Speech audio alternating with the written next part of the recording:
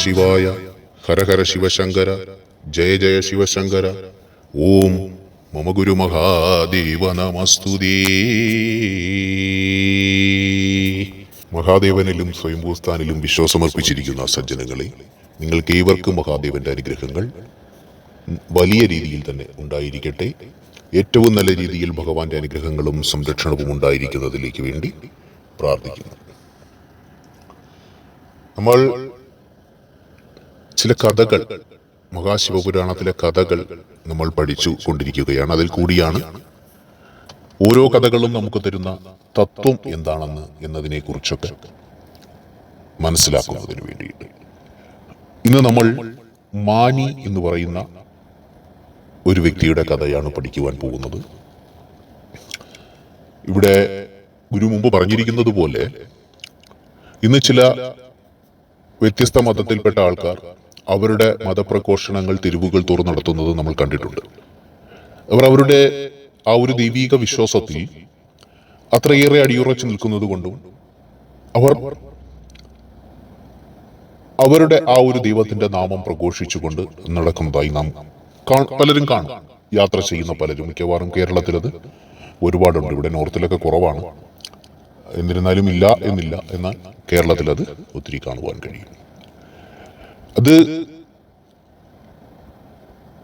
അവർ പറയുന്നതിൽ കൂടി ആരുടെയെങ്കിലും മനസ്സുകളിൽ ആ ഒരു വിശ്വാസം എത്തിക്കുക എന്നുള്ളതാണ് അവർ അതിൽ കൂടി ലക്ഷ്യമിടുന്നത്. അവർ ഇന്നയാള് എന്നില്ല, കേൾക്കുന്ന ആരെങ്കിലും ഒരാൾ. എന്നാൽ ഇത്തരത്തിൽ ശൈവ മതം എന്ന് പറയുന്ന ഒരു മതം ഉണ്ടായിരുന്നു. മഹാദേവൻ തന്നെയാണ് ഏകപിതാവ്. എന്നാൽ അതിൽ നിന്നും വ്യതിചലിച്ചുകൊണ്ട് പലരും മറ്റു പല രീതികളിലേക്ക് മാറി എന്ന് പറഞ്ഞിട്ട് മറ്റു വൈദേശികമായ വിശ്വാസങ്ങളിലേക്ക് മാറി എന്നുള്ളതല്ല. ഇവിടെ തന്നെ നിലനിൽക്കുന്ന 33 കോടി ദേവാദി ദേവഗണങ്ങൾ എന്ന് പറയുന്നത് പോലെ അവർ മഹാദേവനായ ഏകപിതാവിൽ നിന്നുള്ള വിശ്വാസത്തിൽ വ്യതിചലിച്ചുകൊണ്ട് ചില അത്ഭുതങ്ങളും മാന്ത്രികതയും കണ്ടുകൊണ്ട് അതിലാണ് ഈശ്വരൻ, അവിടെയാണ് അത്ഭുതം നടക്കുന്നത് എന്ന് കണ്ട്, അല്ലെങ്കിൽ അത്തരത്തിലുള്ള എന്തെങ്കിലും ഇന്ദ്രജാല പ്രകടനങ്ങൾ കണ്ടുകൊണ്ടവർ അത്തരം വിശ്വാസത്തിലേക്ക് പോകുവാൻ തുടങ്ങി. എന്നാൽ യഥാർത്ഥമായ പിതാവ് മഹാദേവനാണെന്ന് ധരിപ്പിക്കുന്നതിന് വേണ്ടിയിട്ട് അങ്ങനെ അന്ന് എന്തു ചെയ്തു? പ്രചാരകന്മാരുണ്ടായി. ഇന്ന് മഹാദേവ പ്രചാരക സംഘം എന്നൊക്കെ പറയുന്ന പോലെ അല്ല നമ്മളിന്ന് ഈ രീതിയിലാണ് നടത്തുന്നതെങ്കിൽ അന്നങ്ങനെയല്ല. അന്ന് അവർക്ക് ഓരോ സംഘങ്ങളുണ്ടായിരുന്നു, മഹാദേവ പ്രചാരകന്മാരുണ്ടായിരുന്നു. അങ്ങനെ കൂട്ടത്തിൽ നിന്ന് തെറ്റിപ്പിരിഞ്ഞു പോകുന്നവരും അവരെ യഥാർത്ഥമായ ദൈവിക വിശ്വാസത്തിലേക്കും സത്യസന്ധമായ ആരാധനയിലേക്കും അന്ധവിശ്വാസങ്ങളിൽ നിന്ന് പുറത്തു കൊണ്ടുവരുന്നതിലേക്കുമായിട്ട് എന്ത് ചെയ്തു? അവർ ഈ തെരുവുകൾ തോറും, അല്ലെങ്കിൽ 4 പേർ കൂടുന്നിടത്ത്, പ്രത്യേക കവലകൾ എന്നിങ്ങനെയുള്ള സ്ഥലങ്ങളിൽ ചെന്ന് മഹാദേവന്റെ മഹിമകൾ പ്രസംഗിക്കുമായിരുന്നു. ഇന്ന് ഗുരു ഈ ഒരു യൂട്യൂബ് എന്ന് പറയുന്ന ആ ഒരു സോഷ്യൽ മീഡിയയിൽ കൂടി പറയുന്നത് പോലെ അന്നവർ എന്തു ചെയ്തു? ജനങ്ങൾ കൂടുന്നിടത്ത് പോയിട്ട് മഹാദേവന്റെ മഹിമകൾ പ്രഘോഷിക്കുകയും നമഃശിവായ മന്ത്രം ജപിക്കുവാൻ പ്രേരിപ്പിക്കുകയും ചെയ്യുമായിരുന്നു. അങ്ങനെ അത്തരത്തിലുള്ള ഒരു വ്യക്തിയുമായി ബന്ധപ്പെട്ടിട്ടുള്ള ഒരു കഥയാണ് ഇന്ന് ഗുരു പറയുന്നത്. അപ്പോൾ അങ്ങനെ പണ്ടുകാലം മുതൽക്കേ ഈ പ്രചാരകന്മാരുണ്ടായിരുന്നത്, പ്രഘോഷകന്മാരുണ്ടായിരുന്നത് ശൈവമതത്തിൽ മഹാദേവനിൽ കൂടിയായിരുന്നു. മഹാദേവന്റെ വചനങ്ങൾ പ്രഘോഷിക്കുന്നതിനായിരുന്നു. വചനം, പ്രഘോഷണം ഇതെല്ലാം മഹാദേവനിൽ അടങ്ങിയിരിക്കുന്ന വാക്കുകളാണ്. അങ്ങനെ മഹാദേവന്റെ വചനങ്ങൾ എല്ലായിടത്തും എത്തിക്കുന്നതിന് വേണ്ടിയിട്ട് അനവധി പേർ ഉണ്ടായിരുന്നു, നിരവധി പേരുണ്ടായിരുന്നു. അവർ ധരിച്ചിരുന്നത് വെള്ള വസ്ത്രമായിരുന്നു, കാവ്യ വസ്ത്രമല്ല, അതുകൂടി പ്രത്യേകം പറയട്ടെ. വെള്ള വസ്ത്രമായിരുന്നു. ചിലർ കറുത്ത വസ്ത്രവും ധരിച്ചിരുന്നു.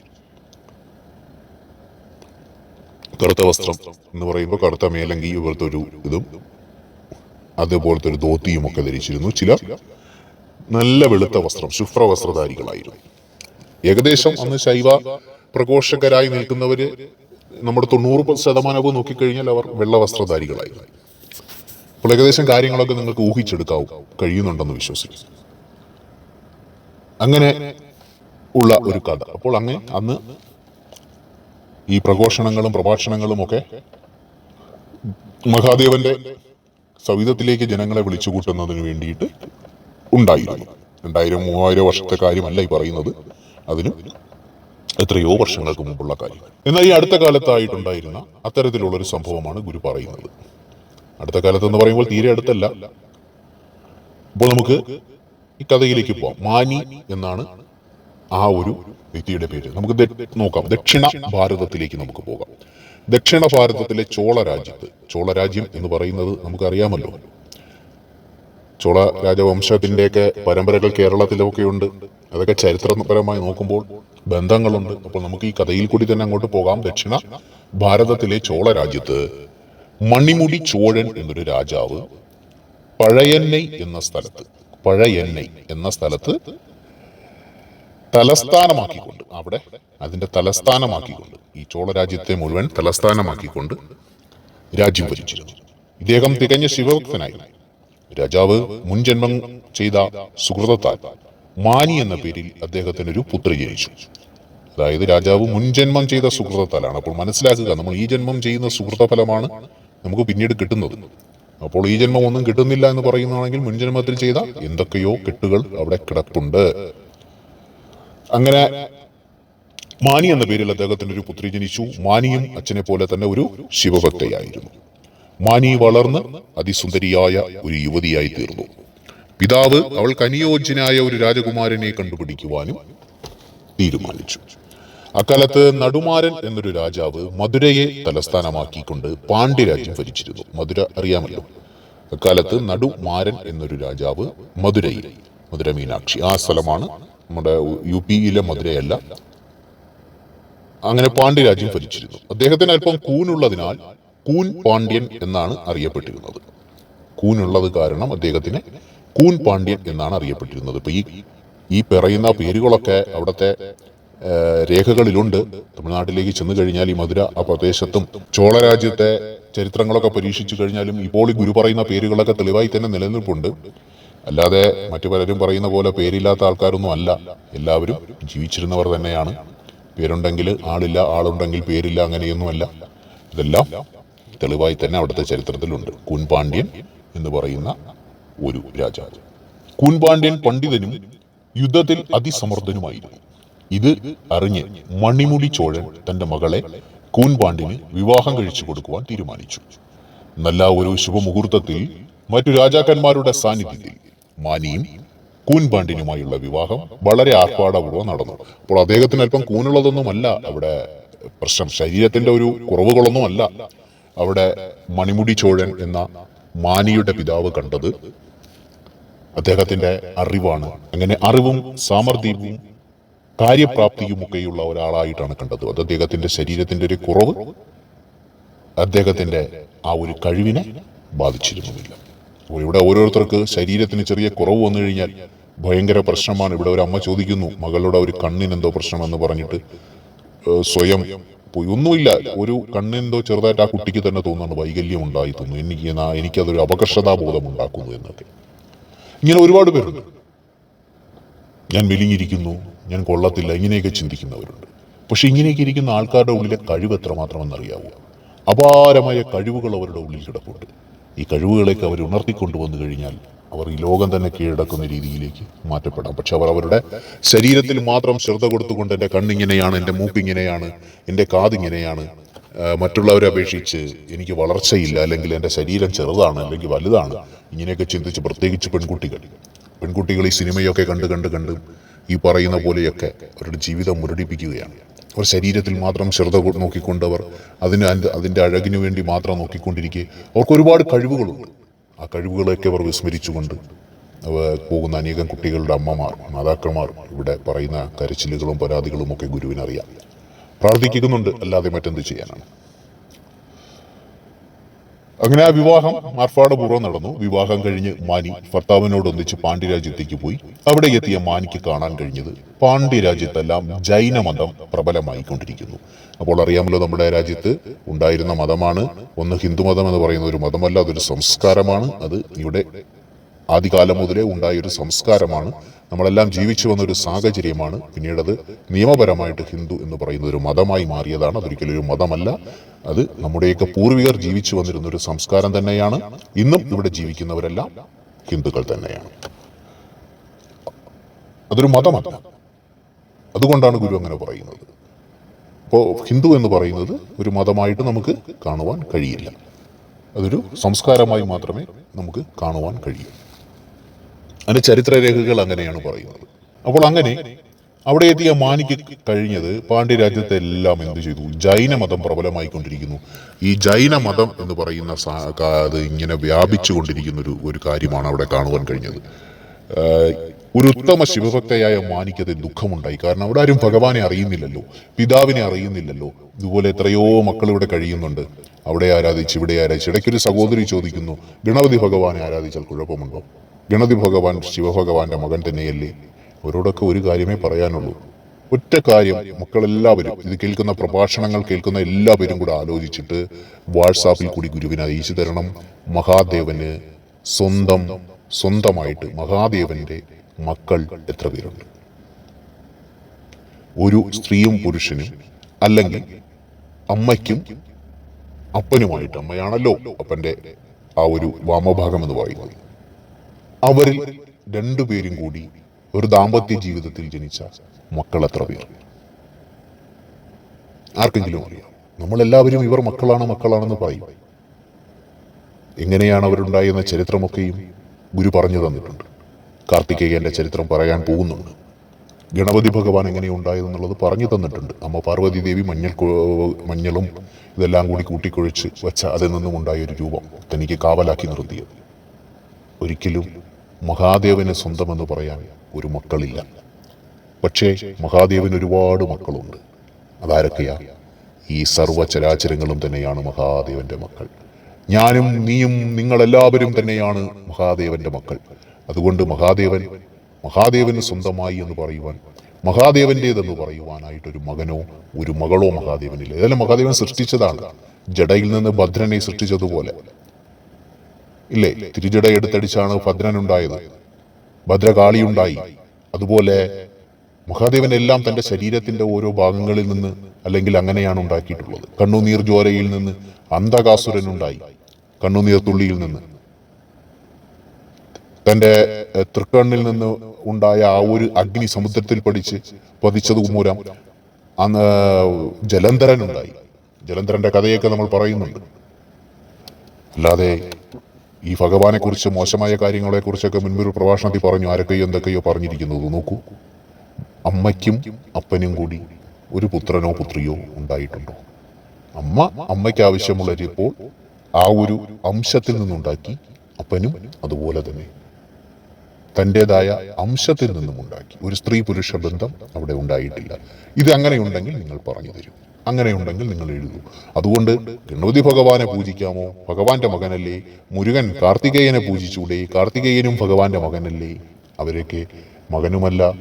രണ്ടുപേരും നമ്മൾ നോക്കിക്കഴിഞ്ഞാൽ മഹാദേവന്റെയും അമ്മ പാർവതി ദേവിയുടെയും മക്കളല്ല. ഒന്ന് മഹാദേവനിൽ നിന്ന് ഉണ്ടായത്, അങ്ങനെ അത് നക്ഷത്ര കന്യകമാർ എടുത്ത് വളർത്തി. അങ്ങനെയൊക്കെയാണ് കാർത്തികേയന്റെ കഥ വരുന്നത്. അതിനൊക്കെ ഓരോ ശാസ്ത്രീയ തത്വങ്ങളുണ്ട്, അതൊക്കെ ഗുരു പറഞ്ഞു തരും. ഗണപതി ഭഗവാന്റെ കഥ നേരത്തെ പറഞ്ഞു. അപ്പോൾ അമ്മയും അപ്പനും ഇവിടെ ഉണ്ട്.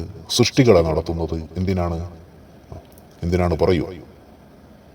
സൃഷ്ടികളെ നടത്തുന്നത് ബാക്കിയുള്ള മക്കൾക്ക് സുഖം പകരുവാൻ വേണ്ടിയിട്ടാണ്. തൻ്റെ മക്കൾക്ക് സുഖം പകരുന്നതിന് വേണ്ടിയിട്ടാണ് സൃഷ്ടികളെ നടത്തുന്നത്. ഗണപതി ഭഗവാനെ സൃഷ്ടിച്ചതിന് കാരണം അതാണ്. കാർത്തികേയനെ സൃഷ്ടിച്ചതിനും കാരണം അതാണ്. താരകാസുരനെ കൊല്ലണ്ടേ, ലോകത്തിന് സുഖം പകരണ്ടേ. അപ്പോൾ അങ്ങനെയൊക്കെ കുറെ കാര്യങ്ങളുണ്ട് മക്കളെ. അതുകൊണ്ട് പിതാവ് തന്നെയാണ്, മാതാവും തന്നെയാണ്. അതുകൊണ്ട് ഒരിക്കലും ഞാനാണ് ശിവഭഗവാന്റെ മകനെന്നോ ഞാനാണ് ഭഗവാന്റെ മകളെന്നോ പറയാൻ ഒരു വ്യക്തിയെ കൊണ്ട് കഴിയില്ല. ഈ ലോകത്തെ സകല ജീവജാലങ്ങളും സകല മനുഷ്യരും സകല ചരാചരങ്ങളും മഹാദേവന്റെ മക്കൾ തന്നെയാണ്. ഇത്രയും കോടിക്കണക്കിന് മക്കൾ കൂടെയുള്ളപ്പോൾ പ്രത്യേകമായി മറ്റെന്ത് മക്കളാണ് വേണ്ടത്? അതിനൊക്കെ ഒരുപാട് കാര്യങ്ങൾ പറയുവാനുണ്ട്. ഗുരു അത് വിശദമായിട്ട് പറയാം.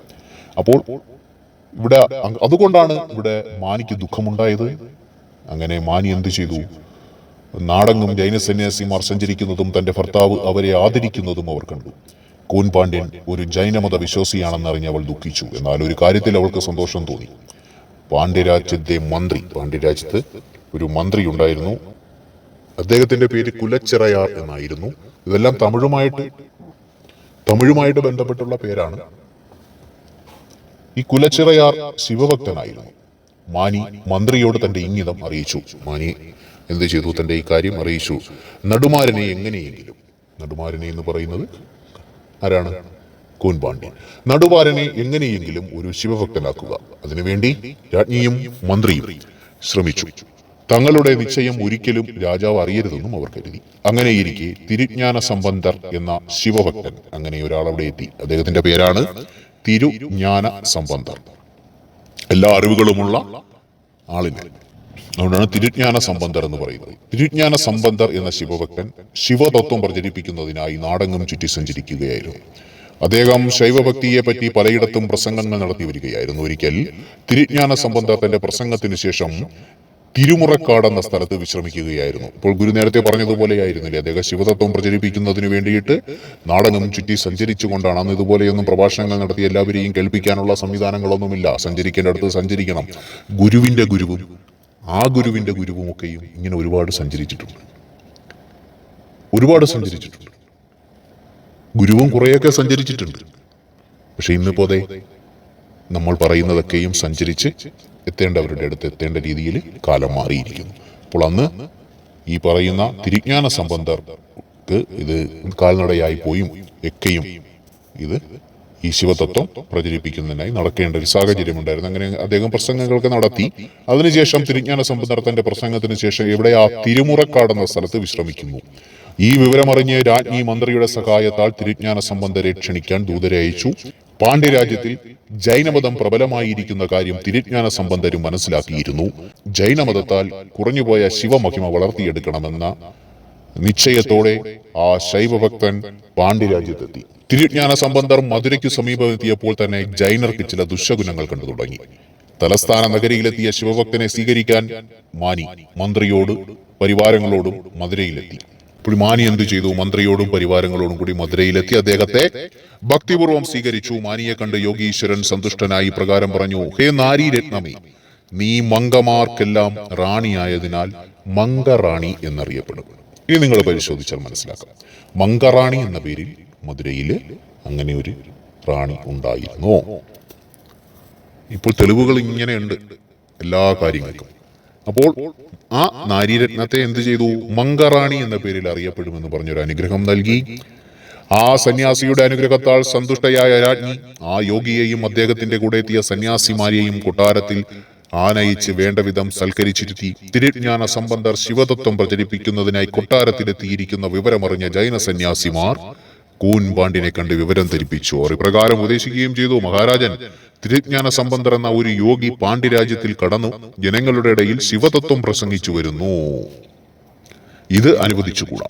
ഈ നില തുടർന്നാൽ താമസിയാതെ ജൈനമതം അധംപതിക്കും, ശിവമഹിമ വർദ്ധിക്കുകയും ചെയ്യും. അതിനാൽ ആ സന്യാസിയെ ഓടിക്കാൻ ദയവുണ്ടാകണം.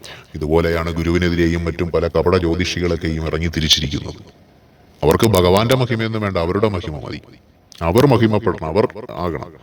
ഇന്ന് പലയിടത്തും പല ദൈവങ്ങളുടെയും പേരിൽ എന്ത് നടക്കുന്നു? പ്രസംഗങ്ങൾ നടക്കുമ്പോഴും ദൈവത്തെ കാണാനില്ല, അവർ സ്വയം മഹിമ അർപ്പിക്കുന്നു എന്ന് പറയുന്നത് പോലെ. മനസ്സിലായില്ലേ? അങ്ങനെ പലരുമുണ്ട്, പല പല കാര്യങ്ങളിലുമുണ്ട്. അപ്പോൾ ശിവമഹിമ എന്ന് പറയുന്നത് അങ്ങനെയാണ് മക്കളെ. ഒരുപാട് പീഡനങ്ങളും സഹനങ്ങളും ഒക്കെ ശിവമഹിമ പ്രചരിപ്പിക്കുവാൻ വേണ്ടി പോയി അവർ അനുഭവിച്ചിട്ടുണ്ട്.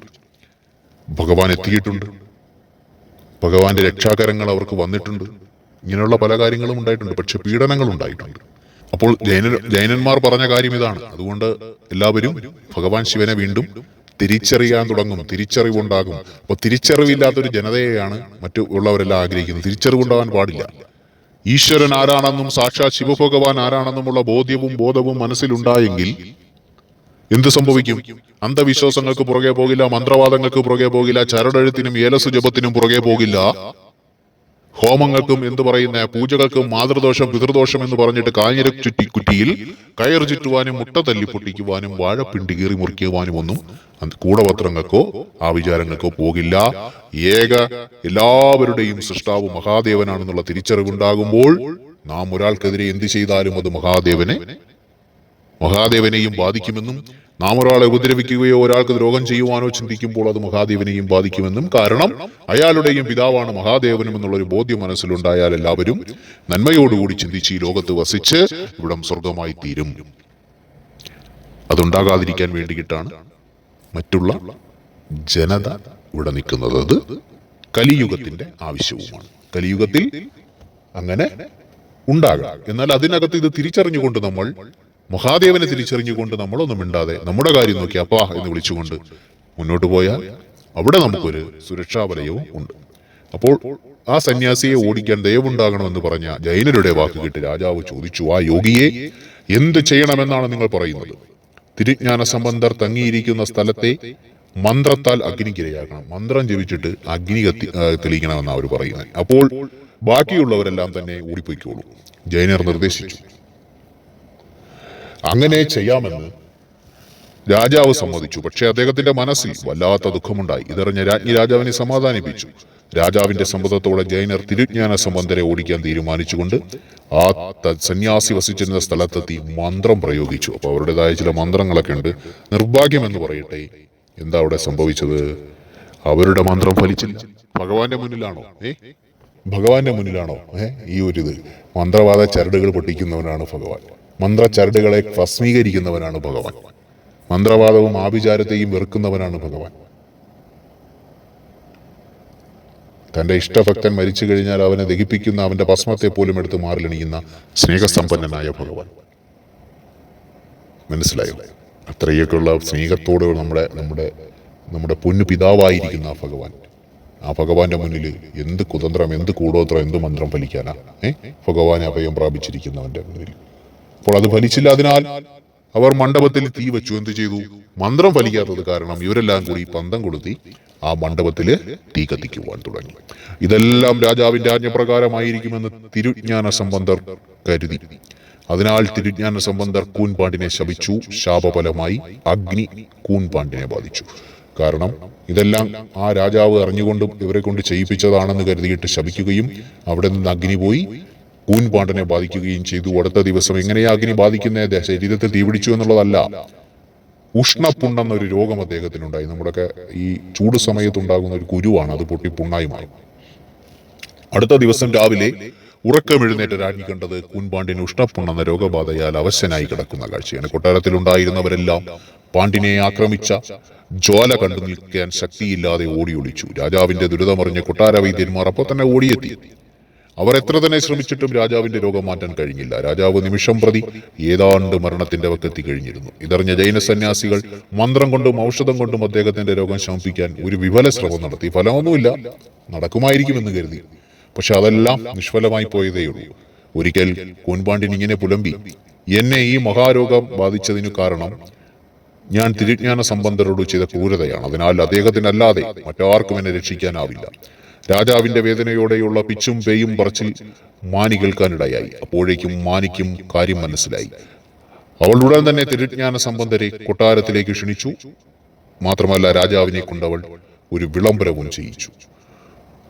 തന്റെ മഹാരോഗം ആര് തീർക്കുന്നോ ആ മതത്തെയായിരിക്കും ഞാൻ ഇനി വിശ്വസിക്കുക. നിങ്ങൾ ഇതുപോലെ പല സ്ഥലങ്ങളിലും രോഗശാന്തം എന്നൊക്കെ പറഞ്ഞിട്ട് കുറെ സംഭവങ്ങളൊക്കെ ഗുരുവിന് അറിയാൻ കഴിയുന്നുണ്ട്. അപ്പോൾ നിങ്ങൾ അങ്ങനെ ഒരു അനുഭവങ്ങൾ ഉണ്ടായിട്ടുണ്ടോ? എനിക്കറിയില്ല, ഗുരുവിന് അറിയില്ല. ഉണ്ടെങ്കിൽ നല്ലത്, ഉണ്ടെങ്കിൽ നല്ലത്, അത്ര തന്നെ. അപ്പോൾ ഇങ്ങനെ അവശനായി കിടക്കുകയാണ്. അവശനായി കിടക്കുന്ന സമയത്ത് ഇതുപോലെ തന്നെയാണ് ഇവരില്ലേ നമ്മുടെ ജൈന മതക്കാർ എന്ത് ചെയ്തതാണ്, അവർ ഒരുപാട് കാര്യങ്ങളൊക്കെ ഇങ്ങനെ ചെയ്തു അവിടെ ഇരുന്നിട്ട് വല്ലതും നടക്കുമെന്ന് കരുതിയിട്ട്. ഒന്നും നടക്കില്ല മക്കളെ. കാരണം ഇതുപോലെ തന്നെയാണ് മഹാദേവനും അപ്പുറം നിന്നുകൊണ്ട് ആ സ്ഥാനത്ത് വന്ന് നിന്ന് ഈശ്വരന്റെ വേഷം കെട്ടുവാൻ ആര് വിചാരിച്ചാലും നടക്കില്ല. മഹാദേവൻ തന്നെയാണ്. അപ്പോൾ തന്റെ ഈ മഹാരോഗം ആര് തീർക്കുന്നുവോ ആ മതത്തിൽ വിശ്വസിക്കും എന്ന് പറഞ്ഞു. ആര് പറഞ്ഞു? കൂൻപാണ്ഡ്യൻ പറഞ്ഞു. അപ്പോൾ ഇതുപോലെ നിങ്ങളുടെയൊക്കെ അടുക്കൽ ഓരോ ആവശ്യവുമായി എത്തുന്നവരുടെ മുന്നിൽ നിങ്ങൾ പറയുക, എനിക്കൊരു 10 സെന്റും വീടും തരൂ, നിങ്ങളുടെ ദൈവത്തിനെ കൊണ്ട് തരാൻ പറ്റുമോ? ഇങ്ങനെയൊക്കെ നിങ്ങളുടെ ഓരോ ആവശ്യങ്ങൾ പറയുക. അല്ലാതെ നിങ്ങൾ വന്നിരുന്ന് പ്രാർത്ഥിക്കൂ, എല്ലാം തരും, അങ്ങനെയല്ല. തരാൻ കഴിയും, അതാണ്. തരാൻ കഴിയുമെങ്ങനെ? അവരുടെ മത നേതാക്കൾ വന്ന് എന്തെങ്കിലും സഹായം ചെയ്തു തരും. പക്ഷെ മഹാദേവൻ തരുന്നത് അങ്ങനെയല്ല മക്കളെ. മഹാദേവൻ തരുമെന്ന് പറഞ്ഞാൽ തരും. അതിനുള്ള അനവധി തെളിവുകൾ ഇവിടെ വരുന്നുണ്ട്, അനവധി പറയിക്കുന്നുണ്ട്. ഒരു സഹോദരിക്ക് അങ്ങനെയാണ് ഗുളിക വാങ്ങുവാൻ കാശില്ലാതെ, മരുന്ന് വാങ്ങുവാൻ ആഴ്ചയിൽ 2000 രൂപയുടെ ഗുളിക വേണം.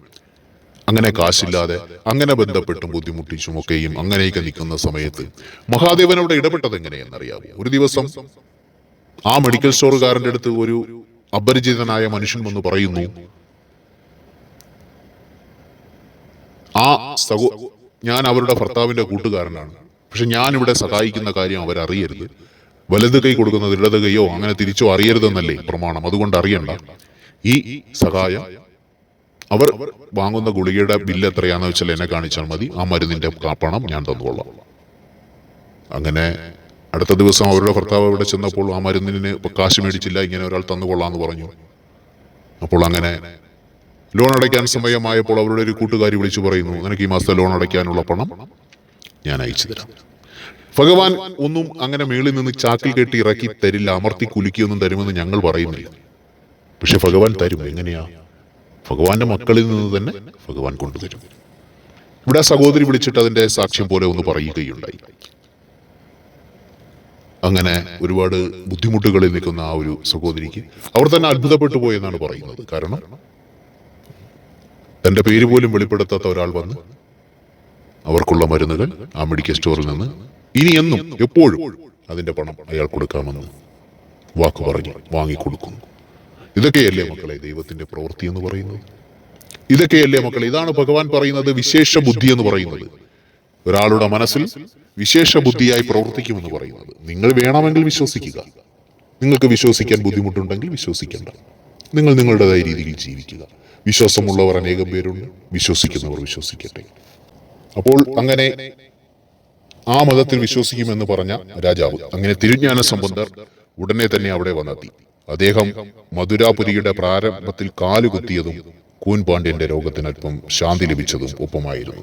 ഇങ്ങനെയാണ് മഹാദേവന്റെ വചനങ്ങളെ പ്രഘോഷിച്ചു നടക്കുന്നവർ, മഹാദേവന്റെ വചനങ്ങളെ പറയുന്നവർ, മഹാദേവന്റെ കീർത്തി പറയുന്നവർ, മഹാദേവനെ കുറിച്ച് സംസാരിക്കുന്നവർ ഒരു വീടിന്റെ അടുത്ത ഒരു പ്രദേശത്ത് എത്തിയാൽ തന്നെ അവിടെ ആകെ ഇങ്ങനെ ഒരു പ്രസരിപ്പായിരിക്കും.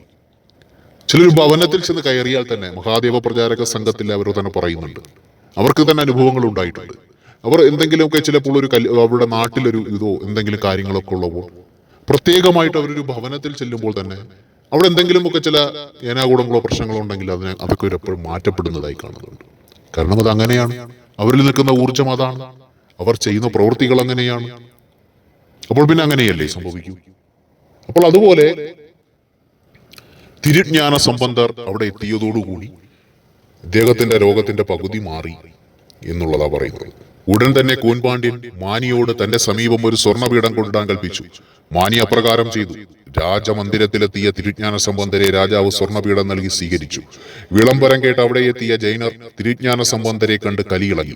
അവർ ആ യോഗിയോട് തർക്കത്തിന് മുതിർന്നു. എന്നാൽ മാനിയാകട്ടെ തിരുജ്ഞാന സംബന്ധരോട് രാജാവിന്റെ രോഗം തീർന്നിട്ട് വാദം തുടർന്നാൽ മതി എന്നപേക്ഷിച്ചു. ജൈനർ പാണ്ഡ്യന്റെ ഇടതുവശത്തെ രോഗം തീർക്കാൻ ശ്രമിച്ചെങ്കിലും അത് വർദ്ധിച്ചു. അതിനല്പം പോലും കുറവ് വന്നിട്ടും ഉണ്ടായിരുന്നില്ല. എന്നാൽ തിരുജ്ഞാന സംബന്ധർ കുറച്ച് ഭസ്മമെടുത്ത് വലതു ഭാഗത്തിട്ടതും ആ ഭാഗത്തെ രോഗം നിശേഷം മാറിയതായി കണ്ടു. രാജാവ് തിരുജ്ഞാന സംബന്ധരെ തൊഴുതുകൊണ്ട് തന്റെ രോഗം പൂർണ്ണമായി മാറ്റിത്തരണമെന്ന് അപേക്ഷിച്ചു. രാജാവിന്റെ അപേക്ഷ പ്രകാരം യോഗി വീണ്ടും അല്പം ഭസ്മമെടുത്ത് ഇടതുഭാഗത്തിട്ടു. അതോടെ അദ്ദേഹത്തിന്റെ രോഗം പൂർണ്ണമായി മാറി. രാജാവ് ആ യോഗിയെ വാഴ്ത്തി സ്തുതിച്ചു. ഇത് കണ്ടുനിന്ന ജൈനർ കുപിതരായി. അവർ യോഗിയുമായി കലഹിച്ചു. അവർ ആ യോഗിയുമായി വാദപ്രതിവാദമായി. അതിൽ ജൈനക്കാരെല്ലാവരും തോറ്റു. അതുകണ്ട് രാജാവ് ജൈന സന്യാസിമാരെ എല്ലാം തൂക്കിക്കൊല്ലാൻ ഉത്തരവിട്ടു. ഇത് മധുരയിൽ നടന്നൊരു സംഭവമാണ്. ഇങ്ങനെ ഒരാൾ പോലും ഈ രാജ്യത്തിന് പാടില്ല എന്ന് കണ്ടിട്ട്, കാരണം യഥാർത്ഥ ഭഗവാന്റെ ശക്തിയെ അവഹേളിച്ചുകൊണ്ട് മറ്റൊന്ന് പ്രചരിപ്പിക്കാൻ ഇറങ്ങുക. അങ്ങനെ ആ ജൈന സന്യാസിമാരെ എല്ലാം തൂക്കിക്കൊല്ലാൻ ഉത്തരവിട്ടു. അന്നു മുതൽ രാജാവും ശൈവനായി മാറി, രാജാവ് മഹാദേവ ഭക്തനായി മാറി. ജനങ്ങളും എല്ലാവരും മഹാദേവനിൽ വിശ്വസിച്ചു. മാനി എന്തു ചെയ്തു? ആ മഹാദേവന്റെ ആ ഒരു വചനമെല്ലാം പാണ്ഡ്യരാജ്യത്ത് പ്രചരിപ്പിക്കപ്പെട്ടു. മാനിയും ഇറങ്ങി നടന്നു.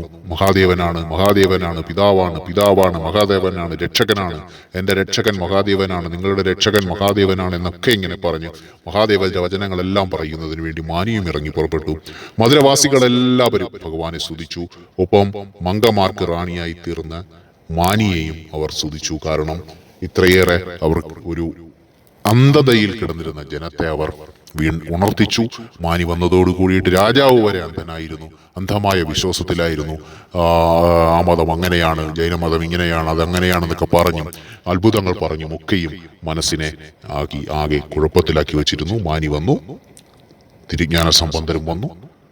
ആ കഥകളെല്ലാം കഴിഞ്ഞ് അങ്ങനെ എന്തു ചെയ്തു? മധുര വീണ്ടും മഹാദേവന്റെ ആലയമായി തന്നെ മാറി. അപ്പോൾ ഇതുപോലെ മഹാദേവന്റെ വചനങ്ങൾക്കും മഹാദേവന്റെ ഭക്തിക്കും കുറവ് വരുമ്പോൾ മഹാദേവൻ തന്നെ ചില പ്രവാചകരെയും പ്രചാരകന്മാരെയും നിയോഗിക്കാറുണ്ട്. അവർ അവരുടെ കർമ്മം നിറവേറ്റും. അത് കഴിയുമ്പോൾ അവർ എവിടെയെന്നറിയാതെ മാഞ്ഞു പോവുകയും ചെയ്യും. അവരുടെ കർമ്മം അതാണ്, മഹാദേവന്റെ വചനങ്ങൾ പ്രഘോഷിക്കുക എന്നുള്ളത്. ആ പ്രഘോഷണം തന്നെ ഗുരുവും ഇവിടുന്ന് തുടർന്നുകൊണ്ടിരിക്കുന്നു. കേൾക്കേണ്ടവർ കേൾക്കട്ടെ, കാണേണ്ടവർ കാണട്ടെ. അത് തന്നെ മഹാദേവനെ ഏൽപ്പിച്ച ഉദ്യമം. അത് എത്ര കാലം വരെയോ അത്രയും വരെ. ഈ കഥ എല്ലാവരും കേട്ടല്ലോ. ഇതിൽ നിന്ന് മനസ്സിലാക്കേണ്ട ഒരു കാര്യം, അവിടെയാണ്, ഇവിടെയാണ്, അപ്പുറമാണ്, ഇപ്പുറമാണ് എന്നൊക്കെ പറഞ്ഞ് നിങ്ങളെ പ്രലോഭിപ്പിക്കുവാൻ അനവധി പേർ മുന്നോട്ട് വരും. എന്തൊക്കെ കഷ്ടതയുണ്ടെങ്കിലും, എന്തൊക്കെ പ്രശ്നങ്ങളുണ്ടെങ്കിലും, എന്തൊക്കെ വിഷയങ്ങളുണ്ടെങ്കിലും നിങ്ങൾ മഹാദേവനെ, സ്വന്തം അപ്പനല്ലേ, നമ്മളെല്ലാവരുമല്ലേ മക്കൾ, പിതാവായി മുറുകെ പിടിച്ച് മുന്നോട്ട് പോവുക. എല്ലാവരെയും മഹാദേവൻ സമൃദ്ധമായിട്ട് അനുഗ്രഹിക്കട്ടെ.